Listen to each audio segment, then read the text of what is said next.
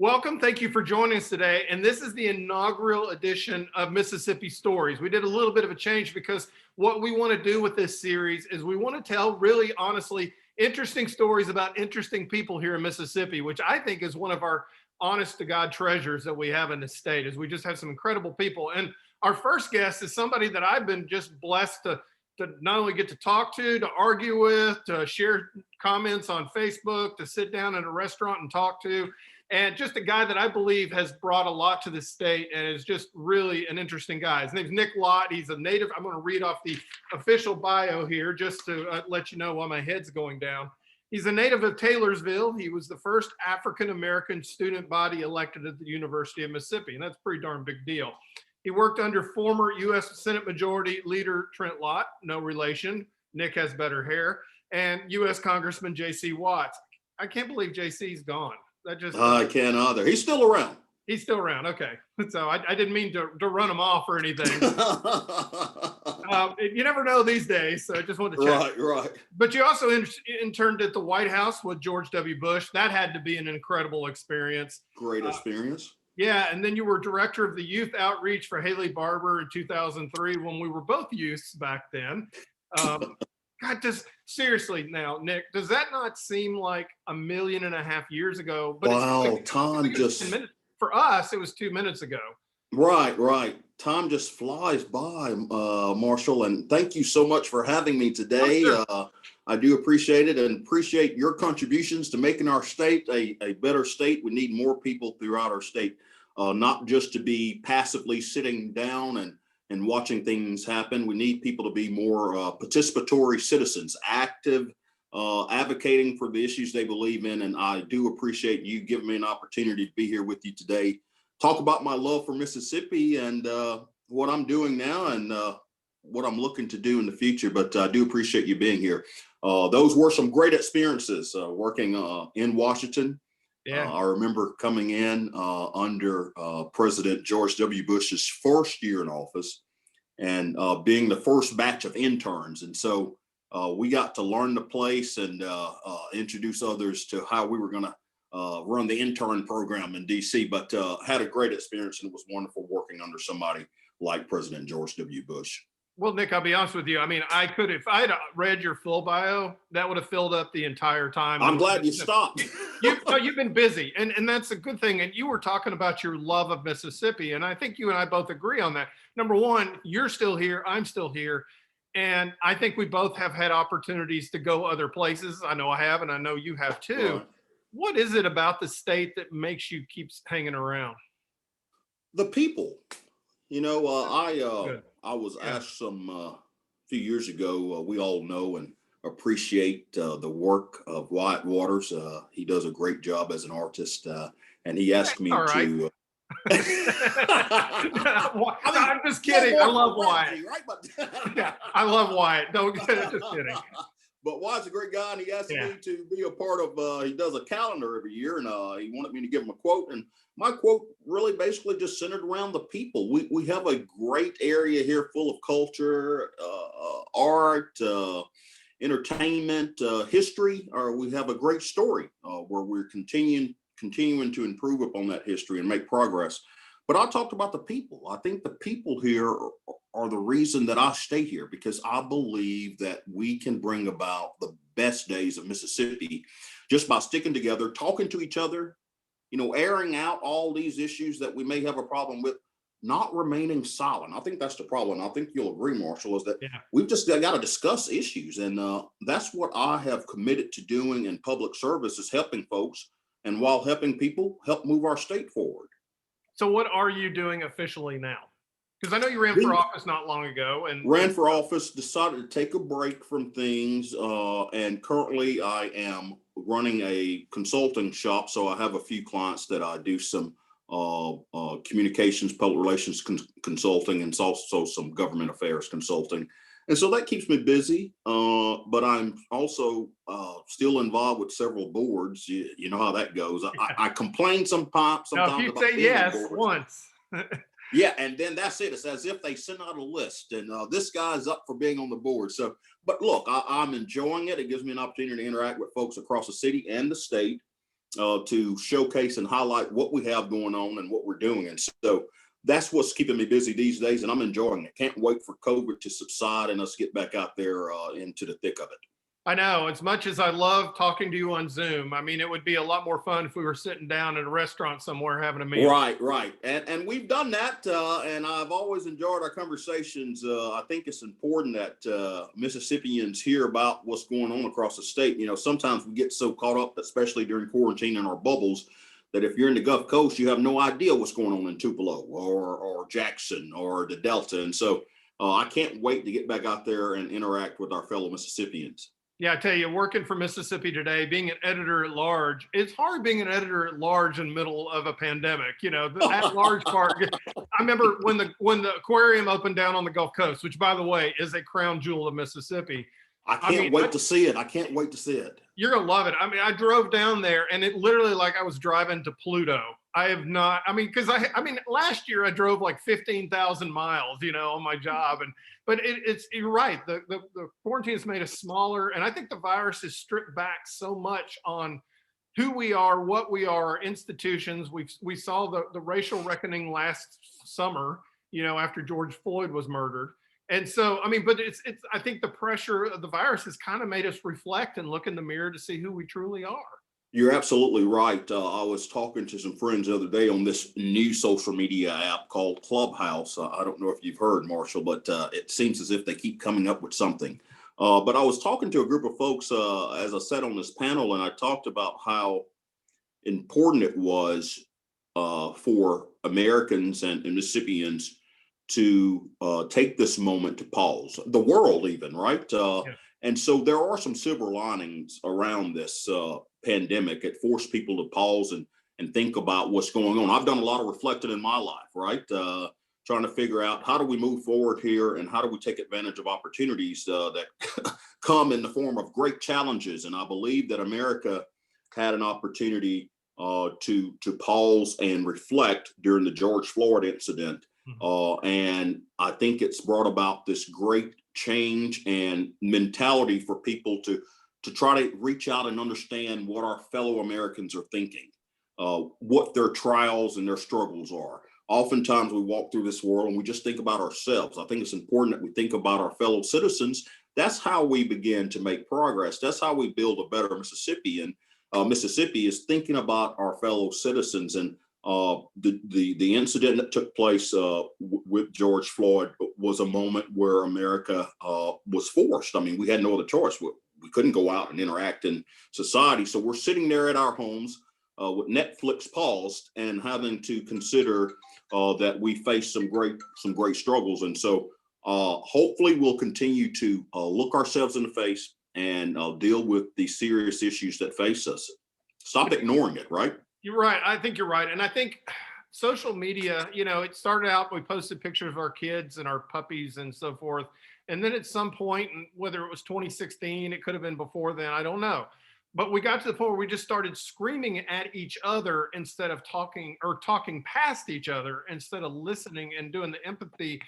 I don't know about you. I tend to binge television shows and so forth, and I got hooked into. There's so many choices. There really is. It's wonderful. It is. I mean, I should be working, of course, but instead I'm watching TV. But I got hooked into Ted Lasso, and it's about the soccer coach. I mean, a football. I have watched. I've not finished, so don't give it away, though, Marshall. Oh, I'm not. But I'll say one thing about 4 episodes in. Yeah, I'll say one thing about Ted Lasso is Ted Lasso makes the world better around him, and you talked about us in Mississippi having those conversations.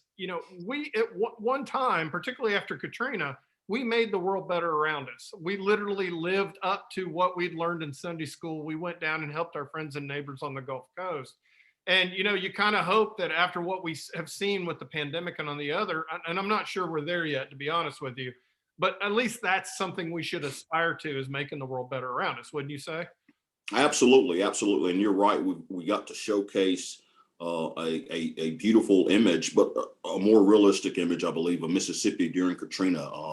And what I remember right after it happened, Governor Barbour saying to us, if we build back exactly how we were before, then we will have failed. Right. This is an opportunity to go big. And I tell you, Mississippi stood up and showed what makes us great, and that's working together and our people appreciating what everyone brings to the table.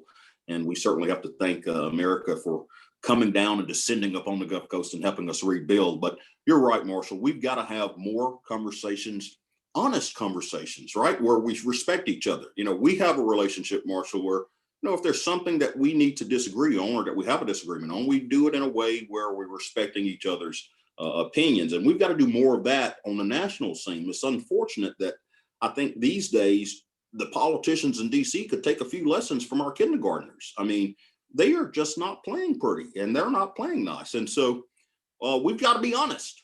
And I'm sure you've seen my posts across social media as we face this growing threat of misinformation, disinformation across the nation. We just got to be honest. Just be honest. You're a Republican. You've been involved in Republican politics. I'm 12 years older than you, and my first person I could vote for was George H.W. Bush. But I grew up in the Reagan era, and I loved his message. I believed in the shining city on the hill, and I got to know Jack Kemp and work with him a little bit when we sold his column back. Love Jack Kemp. And I love the principles and everything on that point. Today, the Republican Party's different. Obviously, Donald Trump changed it. Obviously, but I'm talking about the elephant in the room, literally. But I've noticed on some of your social media posts, you're not always towing the line on that a little bit. Do you face a lot of blowback when you do that sort of thing? Oh, absolutely. Absolutely, Marshall. I went into public service, certainly not for money, right? You don't get rich going into serving in government and trying to help folks, but I went into it because of people. I love folks and I love helping people. And so I made a decision a long time ago that if it's right, I'm going to support it, no matter who's for it or no matter who's against it. And so that's just a part of my DNA. I was raised by my grandmother, and she told me, look, you're going to always tell the truth. And when it comes down to it, help people who are less fortunate, folks that can't help themselves. And so I believed in that. I believed in still believe in the old principles of the Republican Party, limited government closest to you works best for you, but I also believe in helping people. If somebody's hurting, we need to help them. That's what government's for. I'm not anti-government. I'm just for making sure we use government in the right places. Today, the party has lost its way, and the Republican Party has to do some serious, deep soul searching, because the party itself is either going to be a cult and follow one person. I'm of the mindset of Senator Ben Sasse that people who are attacking Republicans for standing up for Republican principles, they don't have a problem with our conservatism. They have a problem with us not bending down to one person. And I'm just not going to do it. And I don't care who the leader is and who the leader's not. If there's something wrong, I'm going to call it out. And so, yes, a lot of Republicans have been ostracized for sticking to their guns and sticking to the traditional principles of the party. Marshall, I don't know if you know this, a lot of folks don't, but our party didn't even pass a platform last year. Yeah. That's unheard of. What do you stand for? What do you represent? They passed no platform because a lot of folks are just following behind the former president. Well, I'm not one of them. And so I hope to see our party rebuild and start to focus on some of those things that Reince Priebus addressed after the 2012 election. I think some of us remember the Growth and Opportunity Project that was supposed to take off. I was excited about it, but we kind of lost our way. And so we've got to get back to that, because this is not just about the Republican Party, Marshall. This is about America. We have a two-party system here. We're not in Europe. We don't have a multi-party system. Since our creation, we have had a two-party system, and the parties are pretty embedded into the government itself. And so we are going to be a better nation if we have a competitive two-party system. So, Democrats, I've heard a few Democrats should be concerned as well that the Republican Party gets back on the track of addressing real issues and with real solutions. But we can't do it by being blindly led by those who don't really share our values. Well, you worked with Senator Lott, and I mean, Senator Lott was as Republican as you can get. And there's always been two wings of the Republican Party, even here in Mississippi. You had the Thad Cochran and then the Trent party on that. But I mean, Trent also was pragmatic enough to know that there were times when you had to reach across the aisle and to cut a deal. And he did that. Of course, it probably hurt him in the long run. But the thing is, he knew how to do that. And it's like suddenly we've gotten to the point that if you and I both are like, say, I were one party and you were the other, that suddenly you were the spawn of Satan, and it's like, that's just not healthy. Even Tip O'Neill and Reagan got along. Right. I remember my days of working on the Hill and worked for some time under Senator Lott. Great experience, learned from him. And every Friday, Marshall, we would get together, a group of Republican and Democratic Hill staffers, about 15, 16 of us, and we'd go to the Senate buffet and have lunch. And afterwards, just chit chat about everything. Every issue, topic, subject was on the table. But we did it in a way where we respected each other. And at the end of the day, if you didn't agree, you could respect it and move on. But you certainly did not have this opinion that the other person was your enemy. Yeah. Your fellow citizen. How are you portraying this person as your enemy? And that's something we've got to get away from.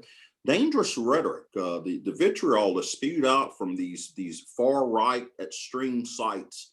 We lose what we're really truly made of, and what we're taught. As I mentioned earlier, we could take a lot of lessons from our kindergarten students and teachers, where we've got to respect each other. This thing only works if we're respecting each other and agreeing that you're not my enemy. You just think that we can get to that shining city on the hill a different way, right? That's the whole thing about this beautiful republic that we have, is that we agree that while we may have different ideas on how to best move this nation forward, we agree that we're all trying to go in that direction of moving it forward to that shining city on the hill.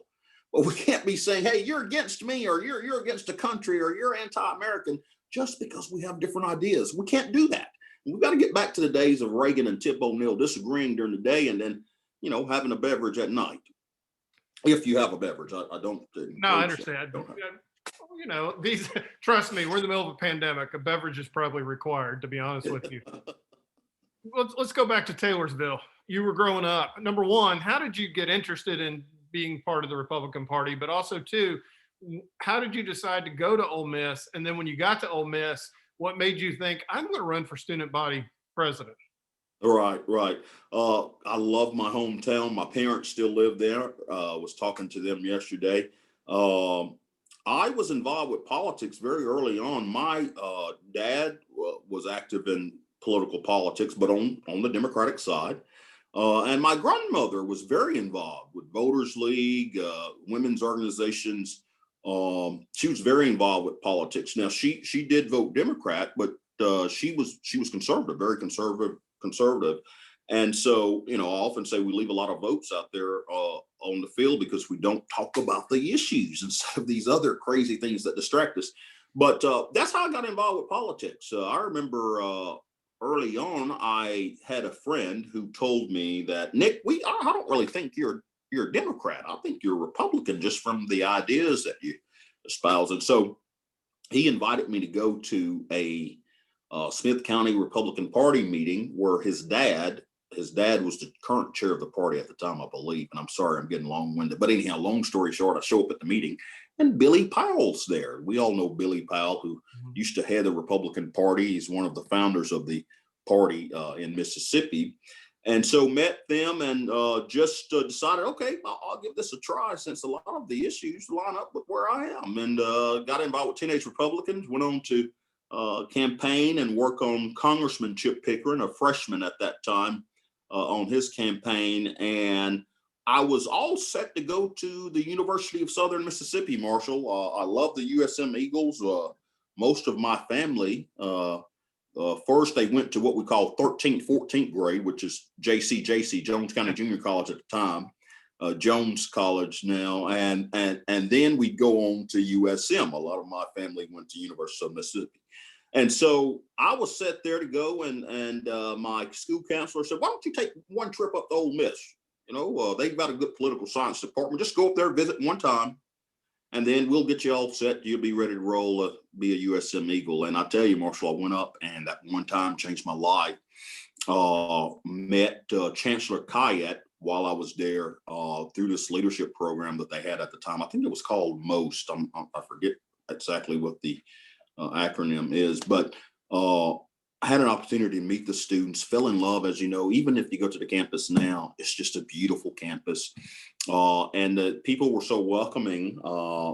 I just thought, wow, I love this place. Now, my parents didn't like it because, Oxford from Taylorsville, 4 or 5 hours away. And so that was not something that they were excited about. But once they also saw that I had developed this first love there for the place, decided that they were going to support me, and we were moving to Oxford that summer. And I don't know, I'd been student body president at Taylorsville, so why not, right? I was involved with Boys State and youth legislature, a lot of things there. And so when I got to campus, I thought I'd like to run for student senate.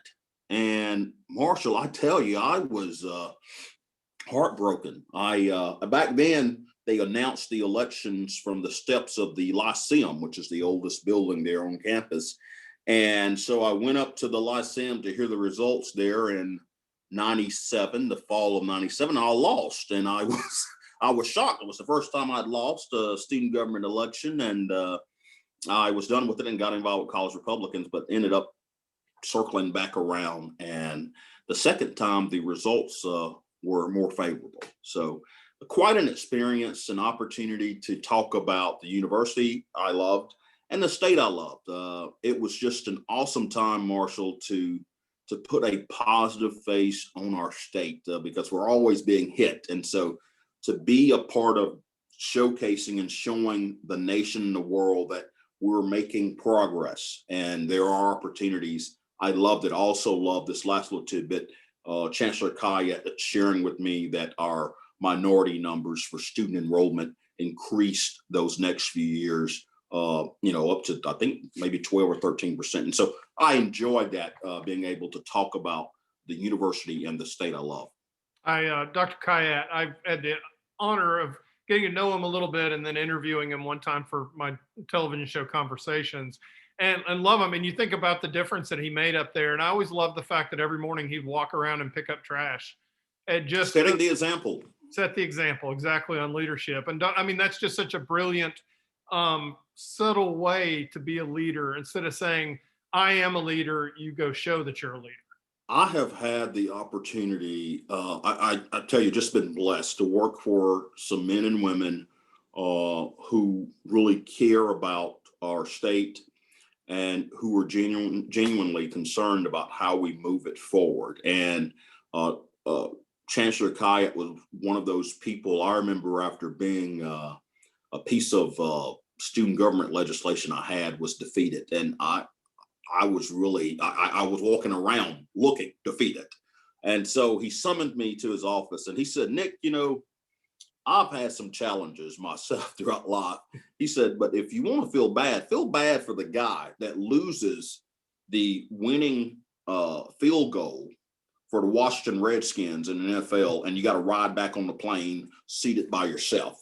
Feel sorry for that guy. And so he had some great stories to share, and I learned tremendously by watching him lead our university. And I tell you, like you said, when you can see someone's love and commitment just by their actions, when you can see their vision becoming reality just by the example they're setting, you want to be on board with that. And I have learned a great deal from him and enjoy talking to him any second, any chance I get. And so it's great to have had him leading the university at that time while I was there.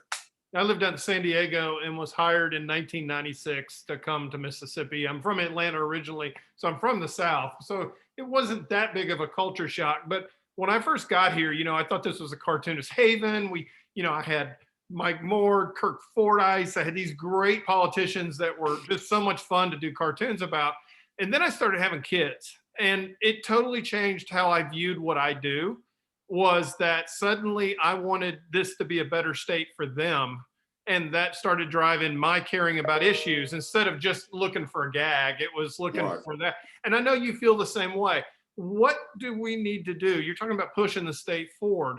What do we need to do to make sure that our kids have a very good Mississippi that we can hand off to them? Right. And Marshall, thank you for being here. And I love your work. I always get a crack out of it, and I always enjoy sharing it with folks also outside of Mississippi, my friends across the world.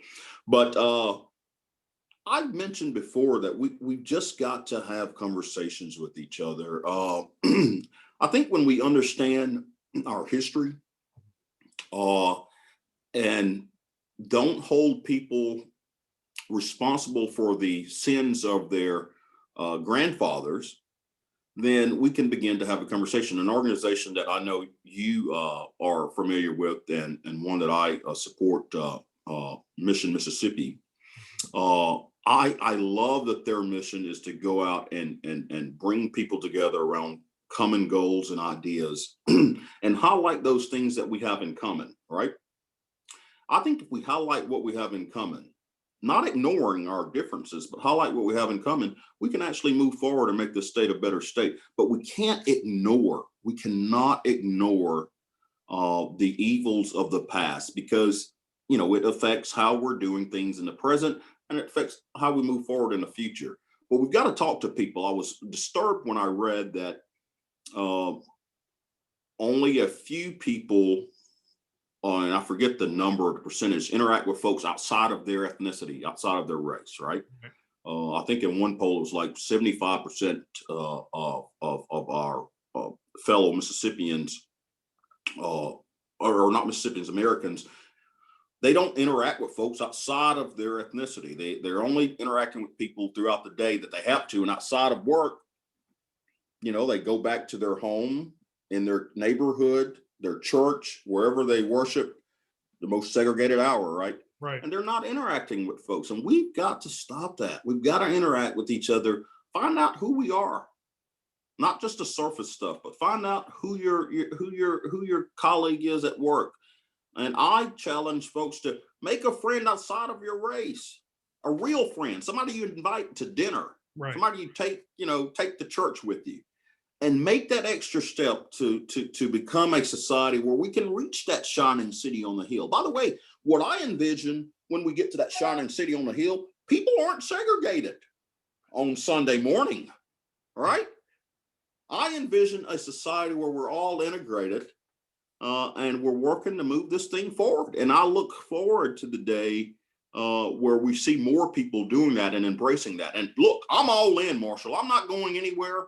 I may not run for office anymore, but that's not the only area you can lead, right? That's not the only area you can make it an impact.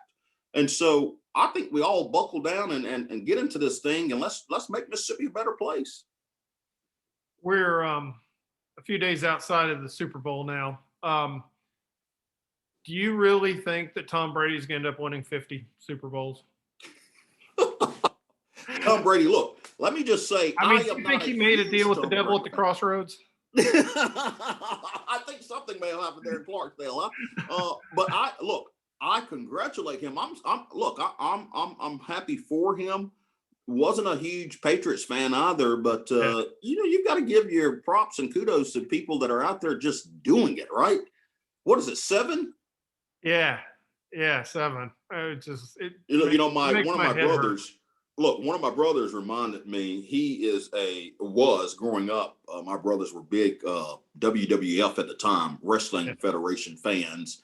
And he reminded me that he was still far behind before he caught up with Ric Flair, who had won several national world championships. Right. So. That's right.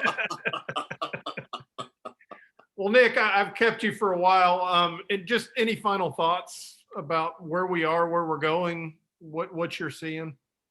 Final thoughts, and as we sit here on I would say the eve, but it's not the eve anymore. I guess we're right in the middle of the Senate impeachment trial.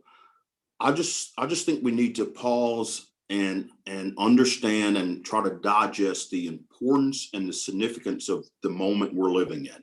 Yeah. And what we do to go about making it better and trying to avoid this ever happening again, right? Right. But it's going to take, as I mentioned, some serious soul searching. But I am optimistic. I see a lot of opportunities at hand now. And once we get this COVID thing under control, I can't wait to get back out there and unleash all the positivity and the greatness that's going to come about, especially under. Look, Marshall, I can't do this without showing off very nice. my hat and my flag. I'm so happy about this, and I think it's a symbol to show to the world that we are ready to move forward, and we're excited about moving Mississippi forward. So. Thank you for all you do, Marshall, being a part of that. You're very, very welcome. You know, I'm back on the flag thing. I mean, in 2001, I supported changing it, and I did a lot of cartoons about it and got a lot of really nasty feedback on it, as you can imagine. It was a very passionate time. And so the day of the flag vote, I got threat after threat on the phone. And then at 5:30, I got a call from my doctor saying you have cancer. And I started laughing. And he's like, "What are you laughing about?" I said, "This is the nicest call I've had all day. Thank you." But as they wheeled me into the operating room in a couple of days, I just said, well, hey, I hope I live long enough to see the flag changed, you know, but I just never really thought that it would happen. And it was just a perfect storm that happened last summer to be able to do that. And it's fascinating seeing some of the impacts. I mean, on, you know, read the comment section on the governor's page whenever he does it. There's a lot of people that are very mad about him and everything, but it was nice. It's nice to see our flag show back up again, whether it was during the inauguration when they had the flags out on the mall, or whether it's during a Macy's Day Parade or wherever it's at. It's just nice to see us back into it and promoting that. We've got one hanging outside of my neighborhood to get the little entrance area, and it's like that really looks great. Oh, And seeing it everywhere is just awesome. It really shows you that there are a lot of people of different stripes and backgrounds and colors and ethnicities who were waiting to show their pride, appreciation, show Mississippi spirit, and seeing those kids run out onto the football field with the flag. Yeah, it just warms the heart, brings a tear to a glass eye. Well, they played a big role in actually getting it changed too, to be honest. Absolutely. With you. I mean, you know, absolutely. The one thing about the state is I like to think what I do is important, but I know that what Rick Cleveland does is way more important than I do. Sports matters, you know, in this state a lot. But one thing I've discovered, and you have too, if you do something big outside on a big stage in the nation, people love that. And because I think at the end of the day, people are tired of Mississippi getting beaten up. And I'll say this as somebody who's lived in Georgia, Tennessee, Texas, California before I moved here, and I've been here since '96. But the rest of the country caught up to us. You know, I mean, they're just as dysfunctional as we are. You know, and so for us to get beat up, I've always felt like there was a degree of unfairness to that. Now, obviously, there's things we need to work on, and I think the first thing is we have to admit that and be honest about it. But it's nice to see us getting some praise on a national stage and getting some love on the national stage, because anybody who's ever been successful on a big stage knows how special we truly are. Right. And anyone who's ever visited here. Yeah, they don't want to leave. Right. We've like, got to keep it a secret, though. Well, we got really good food. I think, as I've discovered and as I've gained weight over the years, we do food well. We don't have 5 feet of snow in the wintertime. The summers are hot, but that just keeps people away. So that works. Right. Yeah. Look, Marshall, I think we've all gained the COVID 30, you know. Yeah. I got to socially distance my fork in my mouth, man. I need to be 6 feet. Definitely on that. Hey, Nick, I've kept you a while, and I just wanted to say thank you for meeting and agreeing to be the first guest on the new series. And thank you for thinking of me. I'm honored. Thanks so much. Yeah, I hope good luck with this series. Yeah, well, thank you. Well, I mean, I've got great material. I've got great people to talk to, so that's not a problem at all. So, well, I'll be watching as well. I appreciate it. Thank you. Well, thank you, and I'll catch up with you soon. And for the audience, just make sure you tune in next week too. We're going to have Angie Thomas And also go to MississippiToday.org. Check out our reporting there as well. I'm Marshall Ramsey, editor at large at Mississippi Today. I want to say thank you for your time, and we will see you next week.